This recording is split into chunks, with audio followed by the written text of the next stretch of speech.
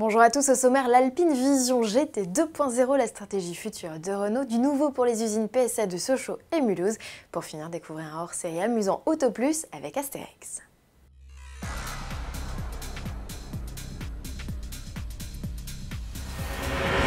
Une nouvelle Alpine pointe le bout de sa calandre. Il ne s'agit pas de la 110 que l'on attend d'essayer avec impatience, mais d'une nouvelle version du concept Vision Gran Turismo. Il s'agit d'une évolution du concept dévoilé en 2015. Principale modification, le cockpit qui hérite d'une verrière. On remarque aussi de nouvelles entrées d'air et des ailerons qui contribuent à rendre ce bolide plus aérodynamique, mais aussi plus agressif.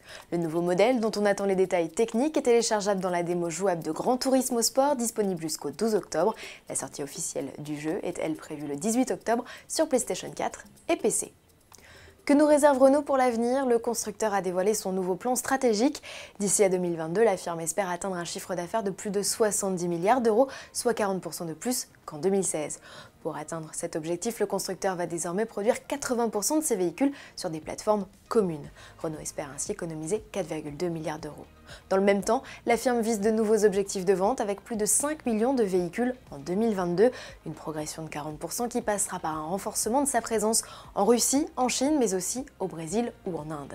Du côté de la gamme, 21 nouveautés sont annoncées d'ici 2022, dont 8 100% électriques, un secteur d'activité dans lequel la firme tricolore investit beaucoup. Le constructeur vient de lancer une filiale dédiée, Renault Énergie Service, et a pris une participation dans une start-up néerlandaise spécialisée dans la recharge intelligente, grâce notamment à des applications connectées. Renault n'en oublie pas pour autant sa gamme de véhicules utilitaires et accessibles. Logan, Duster ou Kwid, badgés Dacia ou Renault selon les marchés, représentent 10 millions de ventes depuis 2004. En l'espace de 13 ans, la gamme low cost s'est fortement développée avec pas moins de 9 modèles à son actif, et ce n'est qu'un début.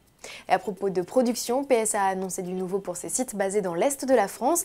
Les usines de Mulhouse et Sochaux, qui profitent d'un vaste plan de modernisation, vont voir leur volume de production grimper de près de 30%. De nouveaux véhicules sont annoncés à l'horizon 2020-2021. Le groupe n'a pas précisé le nom des modèles ni leur date précise de production. On sait juste qu'il s'agit de véhicules à forte diffusion et qu'ils seront basés sur la plateforme EMP2. Vous n'êtes peut-être pas sans le savoir, Astérix et Obélix reprennent du service ce 19 octobre pour de nouvelles aventures en Italie. Dans la Transitalique, 37e album de la saga, nos deux héros gaulois vont participer à une course de chars.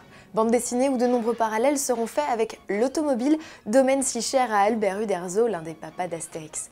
Des évocations sur les embouteillages, les infrastructures routières, la signalisation, les albums de notre cher Gaulois en sont bourrés. Vous n'y avez jamais prêté attention? Auto Plus a déniché toutes les allusions au monde automobile dans un hors-série exceptionnel de 100 pages richement illustré. Il est à retrouver dès ce jeudi 12 octobre chez tous les bons marchands de Papyrus. Son prix 6,90 €. À demain.